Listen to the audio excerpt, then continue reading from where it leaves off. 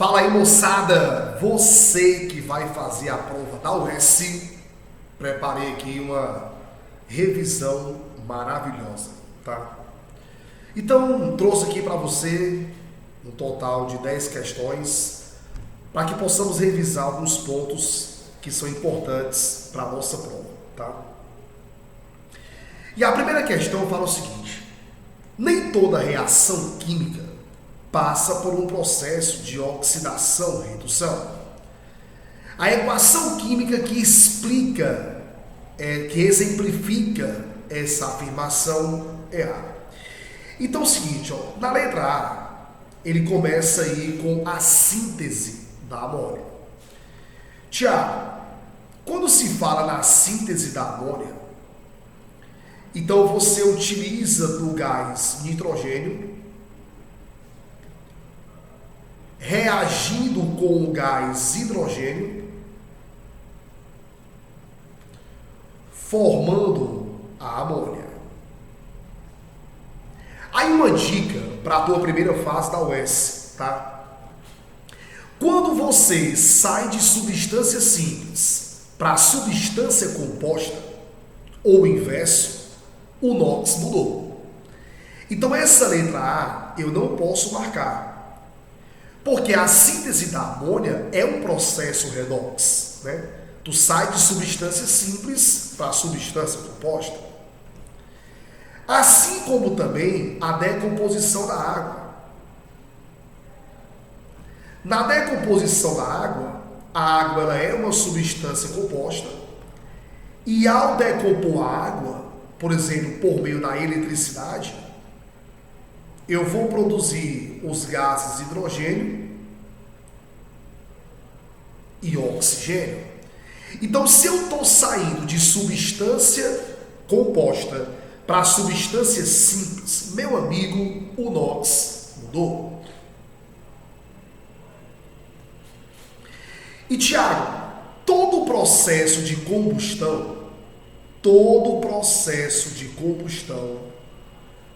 é um processo de queima e toda queima é redox. Então atenção, toda combustão é redox, porém nem toda redox é uma combustão.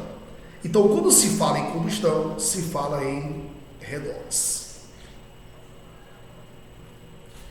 Aí você tem na letra B a expressão dupla troca.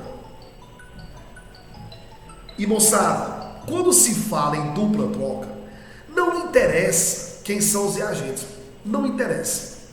Aqui nessa questão da UES, ele põe o nitrato de potássio com o iodeto de chumbo 2. Cara, mas não interessa. Nenhuma dupla troca é redox, nenhuma. Mas Titi, bora fazer essa reação que está dizendo aí pra gente? Bora. Tu tem o nitrato de potássio, que é o KNO3. Aí você tem o iodeto de chumbo 2. Lembrar que esse 2 é a carga do chumbo, né? O iodo, ele quer ganhar 1 elétron. Então, se o chumbo quer perder 2 e o iodo, por ser da 17, quer ganhar 1, então eu vou ter um chumbo para 2 vezes o iodo. Dica maravilhosa. Como o chumbo tem 2 cargas positivas e o potássio só tem uma, olha essa dica, ó. O total de cargas positivas que o reagente tem, o outro também tem que ter. O potássio só tem uma carga positiva e o chumbo tem 2. Então eu vou ter que colocar aqui o 2 no potássio, o 2 no KNO3, para que eu tenha 2 cargas positivas, né? 2 vezes o K+, porque o potássio é família 1, né? Só tem uma carga positiva. Porém, 2 vezes o K+, dá um total de 2 cargas positivas. E o chumbo 2+, também tem 2, né? Top. Aí na dupla troca, eu olho para o metal e separo. Positivo, negativo, positivo, negativo. Aí o positivo de um vai se ligar ao negativo do outro. Então perceba que eu tenho 2 vezes o potássio e 2 vezes o iodo, eu vou formar 2 vezes o Ki. E aí, Tiago, eu vou ter um chumbo para 2 vezes o nitrato. E, meu querido, o NOx não muda, jovem. Quer ver, ó? Família 1, que é o NOx, mais 1. Aqui, mais 1. O iodo, família 17, menos 1. Aqui também, ó, menos 1. Se é o chumbo 2, é mais 2. O número fora do parênteses é 2, então o NOx do chumbo, mais 2. E quando se tem o mesmo final, NO3, isso indica que o NOx não mudou. Então não esqueça dessa dica. Toda dupla troca não é redox. Porém, toda simples troca é redox. Exemplo. Quando você pega um zinco com o ácido sulfúrico, formando o gás hidrogênio e o sulfato de zinco. Meu amigo, o zinco, que era substância simples, agora é composta. O hidrogênio, que fazia parte de uma substância composta, agora é substância simples neutra. Então o NOx mudou. Então leve isso para você. Nenhuma dupla troca é redox. Porém, toda simples troca, ela é redox. Fechado aí?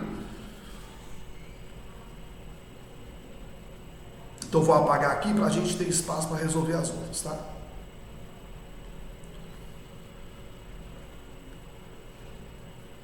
Questãozinha 2.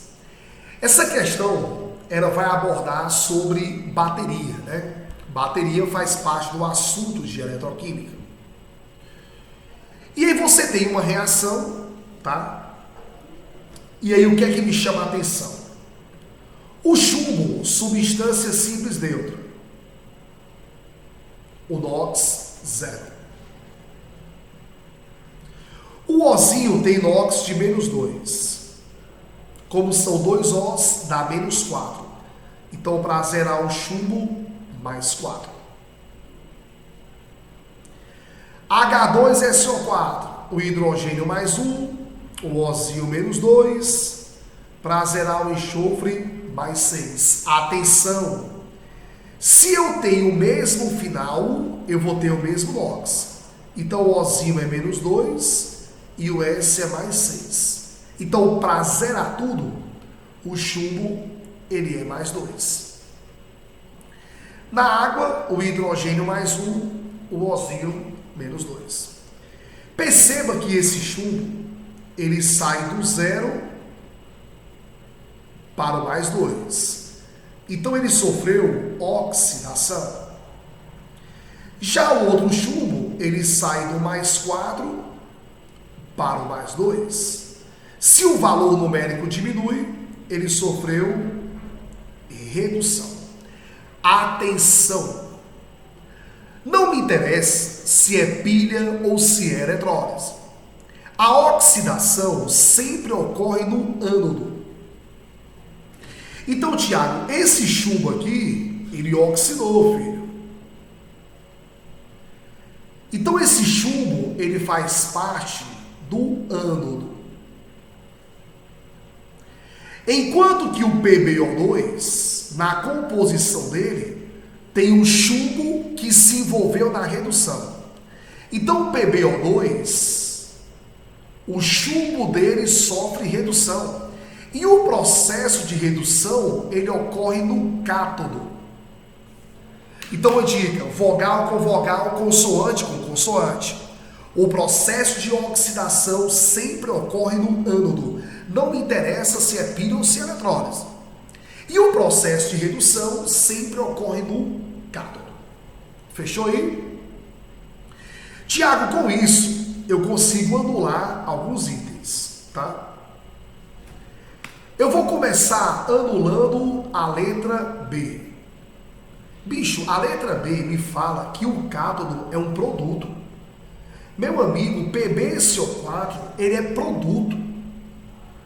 Um cátodo, um ânodo, não pode ser produto, cara. Produto é a consequência de tudo, né? Então a letra B é absurda. E a letra D também. Porque ela fala que o Pb é o cátodo. E tu acabou de ver comigo que o Pb é o ânodo. A letra C me fala assim, ó, o ânodo é feito de chumbo, o cátodo de PbO2. E o eletrólito é o PbSO4. Cara, PbSO4 é o produto. Tiago, o que é que vem a ser um eletrólito? Cara, um eletrólito é toda espécie capaz de fornecer íons. Então, um eletrólito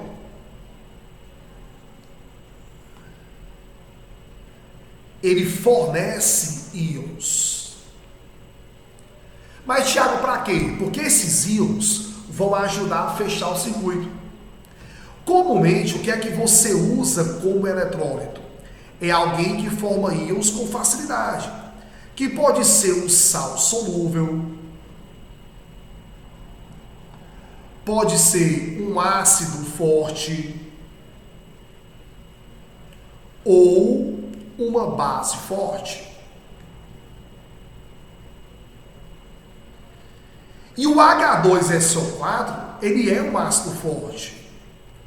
Quando eu pego aqui, ó, o H2SO4, eu vou ter 4 oxigênios, menos 2 hidrogênios ionizáveis, diferença 2, ele é um ácido forte. Então o ácido sulfúrico, ele é um bom eletrólito, porque ele é uma base forte, ele é um ácido forte, vai formar íons em grande quantidade, e isso ajuda a fechar o circuito. Então, gabarito, letra A. A nossa questão 3 diz assim, ó. Ele quer um sal, olha que interessante. Ele quer um sal que em solução mantém a cor vermelha da fenolftaleína. Se ligue comigo. Fenolftaleína incolor indica o meio ácido ou neutro. Porém, a cor vermelha indica meio básico. Então, essa cor vermelha indica meio básico. Diz, vem cá. Eu tenho que procurar uma substância que tenha caráter básico. Olha essa dica.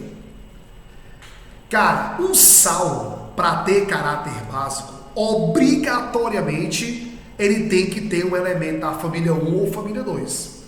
Porque família 1 e família 2 não vão formar a base forte, com exceção do berílio e do magnésio.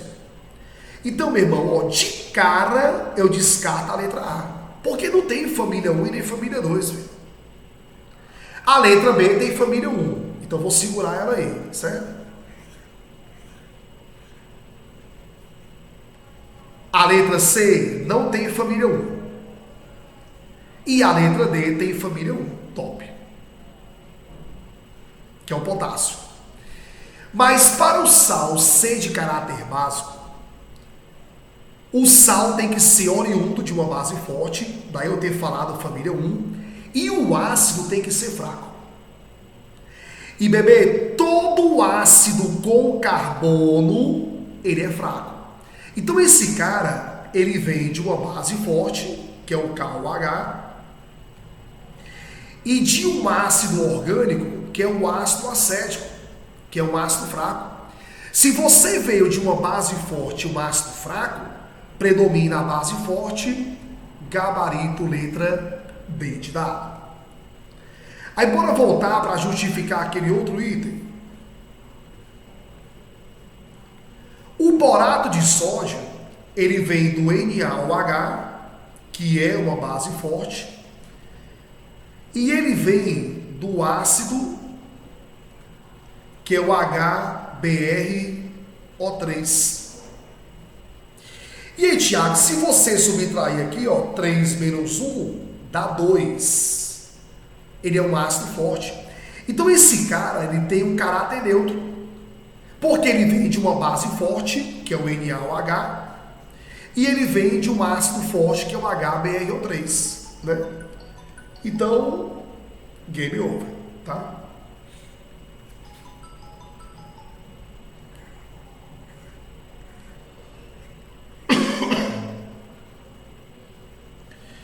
E vamos pegar a nossa questão de número 4. Vou apagar aqui, tá? Questão de número 4. E aí vamos julgar aqui os itens, né? E a primeira afirmativa diz assim, ó, em geral, nos elementos representativos, os elementos representativos são os elementos da antiga familiar, né? É o pessoal cuja distribuição termina em S ou P, né? O número de elétrons de valência cresce da esquerda para a direita. Cara, família 1, a distribuição termina em S1, tem um elétron de valência. Família 2 termina em S2, tem 2 elétrons de valência. A família 18 termina em S2P6, tem 8 elétrons de valência. Então perceba que o número de elétrons de valência ele aumenta da esquerda para a direita. Então a primeira dominada, né? 2. Os elementos do grupo 2 são denominados de alcalinos terrosos, perfeito, ou terras raras, falso. Os metais das terras raras, eles representam a série dos lantanídeos. Aí eu vou lembrá-los que a série dos lantanídeos, junto com a dos actinídeos, eles fazem parte da família 3, do grupo 3 da tabela periódica, né? Terceira, à medida que a carga nuclear efetiva aumenta, o raio atômico diminui, desde o sódio até o cloro. Cara, o sódio e o cloro, eles são elementos de um mesmo período. O sódio, número atômico 11, e o cloro, 17. Meu querido, os elementos de um mesmo período, eles têm o mesmo número de camadas. Eles vão ter a mesma camada de valência. Só que o cloro tem um núcleo com 17 cargas positivas, enquanto que o sódio só tem 11. Se eu tenho um núcleo com mais prótons, eu vou ter mais cargas nesse núcleo. E pela lei de Coulomb, quanto maior a carga, maior a força de atração. Então eu falo que o cloro, ele tem uma carga nuclear efetiva maior, porque ele vai ter mais prótons. E isso vale só para o mesmo período, tá? Então, como o cloro tem mais prótons, ele vai exercer uma força de atração sobre os elétrons de valência maior. E ele puxando mais intensamente, o raio diminui. Então, a terceira verdadeira. Gabarito, letra A. A penúltima, uma afinidade eletrônica grande. Cara, a afinidade eletrônica é a energia que você vai estar disponibilizando, liberando quando você ganha um elétron. Então, quando eu falo que eu tenho uma afinidade eletrônica grande, né? Então, eu estou dizendo o seguinte, ó, o átomo A vai receber um elétron, formando um A-, que é o ânion, tá aqui, ó. E aí você vai estar liberando uma energia, né? Então, perceba que essa energia aqui, ó, positiva, né? Então, Thiago, quando você tem uma afinidade eletrônica grande, isso quer dizer o quê? Que eu estou liberando muita energia. Então, isso quer dizer que eu vou ter estabilidade. Quanto mais energia você libera, mais estável você fica, né? E uma afinidade eletrônica grande, comumente está associada a uma eletronegatividade grande, né? Que é uma forte tendência em aceitar o elétron. E a última, os elementos do grupo 18 possuem energia de ionização zero. Pelo contrário, eles têm uma energia muito alta. Para você remover um elétron de um elemento da família 18 vai ser difícil, porque eu vou tirar a estabilidade dele. Então eu vou ter que aplicar muita energia sobre ele para conseguir tirar o elétron. Ou seja, a energia de ionização dele tem um valor muito alto, tá? A nossa questão 5 quer saber sobre dispersão ou interação de London. Atenção, a chamada força de London, ela também é chamada de dipolo induzido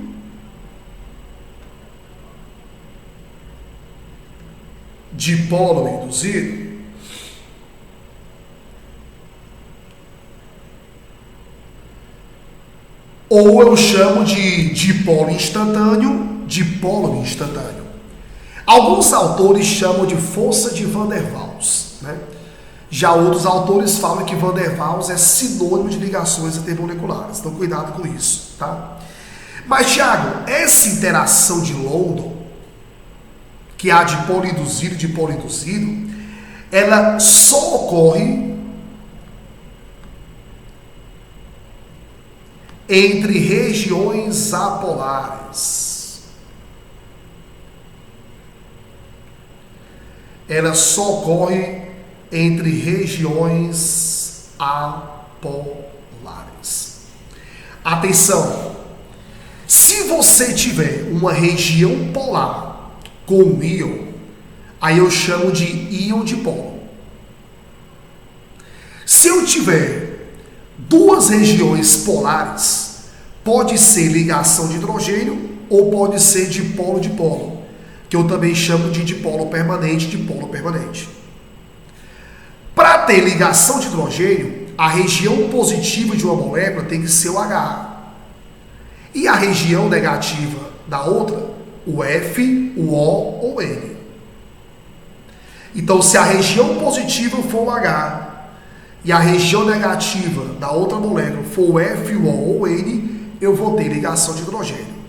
Porém, se for região polar que não faz ligação de hidrogênio, aí eu falo que é a dipolo-dipolo.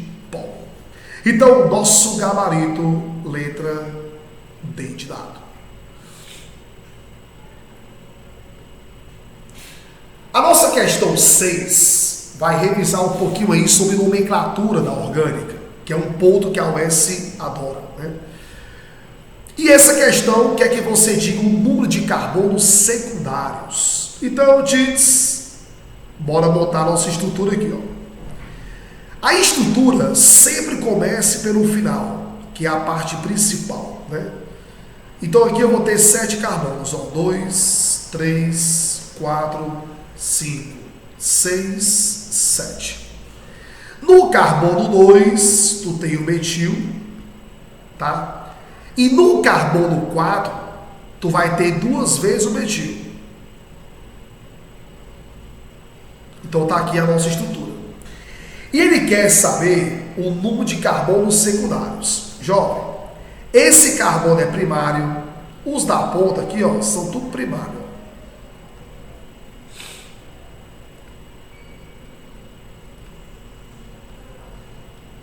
Esse que está ligado a 2 é secundário.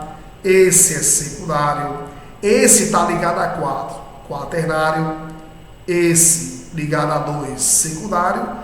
E esse ligado a 3, terciário. Então, secundários, eu vou ter 1, 2, 3. Fechado aí?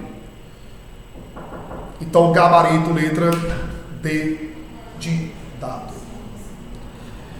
Tits, pegando aqui comigo a questãozinha de número 7, né? Essa questão 7, nós temos assim, ó. Você tem um zinco que vai reagir com o ácido sulfúrico em uma reação de simples troca. Lembrar que o zinco em substância composta tem carga fixa, que é mais 2, né? E aqui eu vou liberar o gás hidrogênio. Aí ele quer saber o seguinte, ó. Olhando para a nossa proporção, utilizando 1 mol de ácido, eu vou liberar 1 mol de gás hidrogênio, concorda? Então, se eu utilizar 1 mol de H2SO4, eu vou produzir 1 mol de H2. 1 mol de H2SO4 é 98 gramas. E 1 mol de H2 tem um volume de 22,4 litros. Porém, Titi, vem cá. Se eu estou utilizando aí 39,2, quanto eu vou ter aqui, ó? Né? Então, se eu pego 39,2, multiplico por 22,4 e divido por 98, o nosso TIS vai dar 8,96 litros. Só que como o rendimento é de 75%, eu vou multiplicar isso por 0,75, obtendo o valor de 6,72 litros. Então, gabarito, letra B de bola. E vamos pegar aqui nossas 3 últimas questões.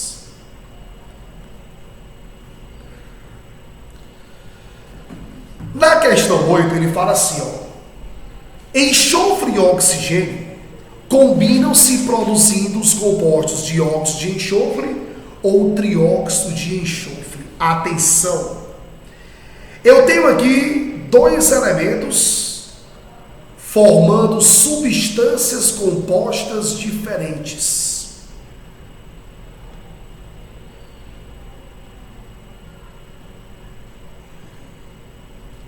Para balancear aqui, 3 meios. Se ligue.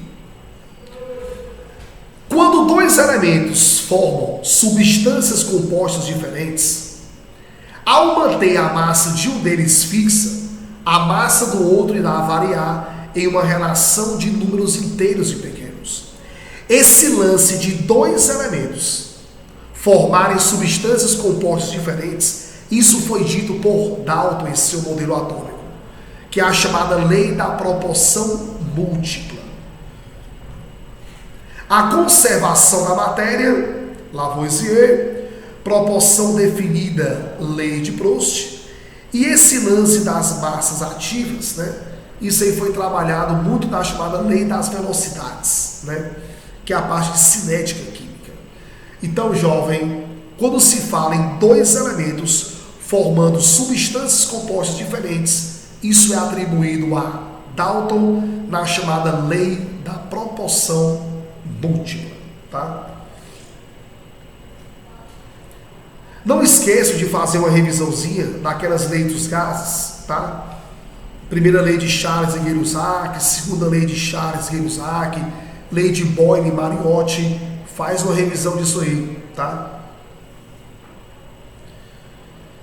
Na nossa questão 9, ele fala no tiol, butantiol. Tiago, o tio, ele caracteriza a troca de um oxigênio por um enxofre. Então, se eu tenho but, eu tenho 4 carbonos. Aí, no carbono 1, eu vou ter um tiol. Se fosse só O, seria OH. Mas por ser tiol, é SH. Aí aqui eu vou completar com os hidrogênios. Ó.